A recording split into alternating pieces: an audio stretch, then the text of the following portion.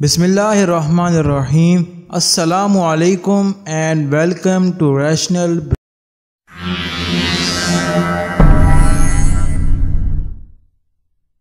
ناظرین کرام، حضرت انسان ازل سے ہی حیات جاوداں کا خواہش مند رہا ہے، لیکن کوئی بھی انسان اس خواہش کو پورا کرنے کا اختیار نہیں رکھتا، چاہے وہ ارب پتی ہو، خراب پتی یا کنگال۔ یہی وجہ ہے کہ بڑے بڑے بادشاہ، شہنشاہ، نہ ختم ہونے والی جائیداد کے مالک بھی خود کو ہمیشہ زندہ نہ رکھ پائے۔ لہذا مختلف رپورٹس کے مطابق مائیکل جیکسن کے بارے میں کہا جاتا ہے کہ وہ بھی ایک ایسی خواہش کا مالک تھا۔ وہ نہ صرف لمبی زندگی کا خواہش مند تھا، بلکہ اپنی سیاہ رنگت کو بھی مات دینا چاہتا تھا۔ یہاں تک کہ 1987 میں مائیکل جیکسن کی ساری شکل و صورت اور حرکات بدل گئیں۔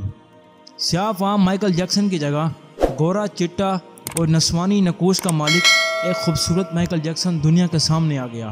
اس نے 1987 میں بیڈ کے نام سے اپنی تیسری البم جاری کی۔ یہ گورے مائیکل جیکسن کی پہلی البم تھی۔ ہمیشہ کی طرح یہ البم بھی کامیاب ہوئی اور اس کے 3 کروڑ کاپیاں فروخت ہوئیں۔ اس البم کے بعد اس نے اپنا پہلا سولو سسٹم شروع کیا اور وہ بہت سے ملکوں اور شہروں میں موسیقی کے شوز کے لیے گیا اور ان شوز سے اس نے کروڑوں ڈالر کمائے۔ یوں اس نے اپنی سیاہ رنگت کو بھی شکست دے دی۔ اس کے بعد باری آئی اس کے ماضی کی۔ مائیکل جیکسن نے اپنے ماضی سے بھاگنا شروع کر دیا۔ اس نے اپنے خاندان سے قطع تعلق کر لیا۔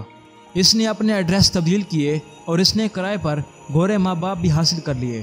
اس نے اپنے تمام دوستوں سے بھی جان چھڑا لی اور خود کو مشہور کرنے کے لیے لیویس پریس لے کی بیٹی لیزا پریس میوی سے بھی شادی کر لی۔ اس نے یورپ میں اپنے بڑے بڑے مجسمے بھی لگوا دیے اور اس نے مصنوعی طریقے کے ذریعے ایک نرس ڈی بی روح سے اپنا پہلا بیٹا پرنس مائیکل بھی پیدا کروا لیا۔ ڈی بی روح کے ہی بدن سے اس کی ایک بیٹی بھی پیدا ہوئی۔ ناظرین، مائیکل جیکسن کی یہ خواہش بھی کامیاب ہو گئی۔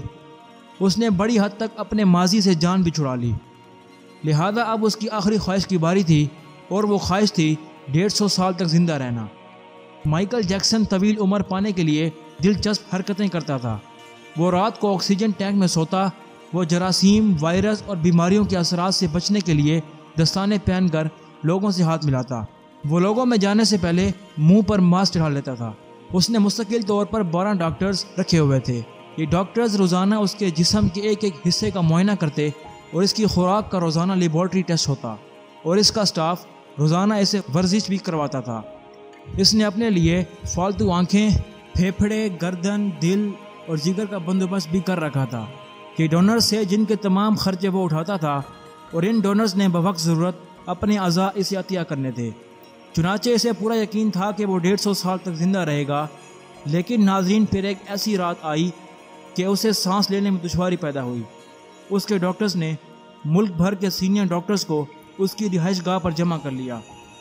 یہ ڈاکٹر اسے موت سے بچانے کے لیے کوشش کرتے رہے لیکن ناکام ہوئے تو اسے ہسپتال لے گئے۔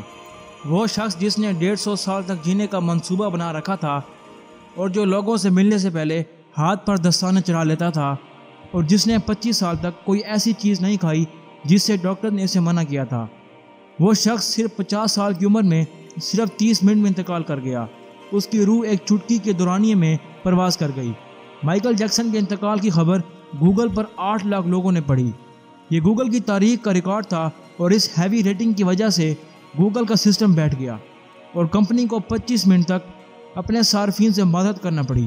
مائیکل جیکسن کا پوسٹ مارٹم ہوا تو پتہ چلا کہ احتیاط کی وجہ سے اس کا جسم ڈھانچہ بن چکا تھا اور وہ سر سے گنجا تھا۔ اس کی پسلیاں ٹوٹی ہوئی تھیں۔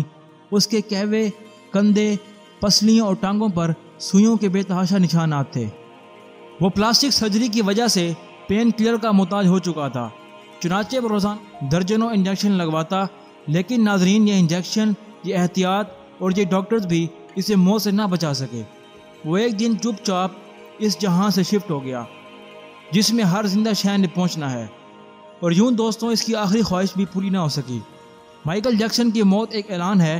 انسان پوری دنیا کو تو فتح کر سکتا ہے لیکن وہ اپنے مقدر کو شکست نہیں دے سکتا۔ وہ موت اور اس موت کو لکھنے والے سے ہرگز مقابلہ نہیں کر سکتا۔ چنانچہ کوئی راک سٹار ہو یا کوئی فرعون 2 ٹن مٹی کے بوجھ سے نہیں بچ سکتا۔ لیکن حیرت ہے کہ ہم مائیکل جیکسن کے انجام کے بعد بھی خود کو فولاد کا انسان سمجھ رہے ہیں۔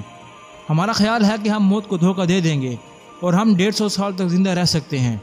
لیکن دوستوں تاریخ کو دیکھا جائے تو قصہ کہانیوں سے معلوم ہوتا ہے کہ حکیم لقمان کے پاس موت کا علاج تھا، اسی وجہ سے وہ بہت مشہور ہوا اور اس علاج کو کسی اور پر آزمانے سے پہلے خود اپنا علاج کرنے میں ناکام رہا اور مر گیا۔ لہذا یہ بات روز روشن کی طرح آیا ہے کہ بے شک ہر ایک کو موت کا ذائقہ چکھنا ہے۔ اور آخر میں دعا ہے کہ اللہ تعالی ہم سب کو ایمان کی حالت میں موت عطا فرمائے اور آخری وقتوں میں ہمارے لبوں پر کلمہ طیبہ جاری ہو، آمین ثم آمین۔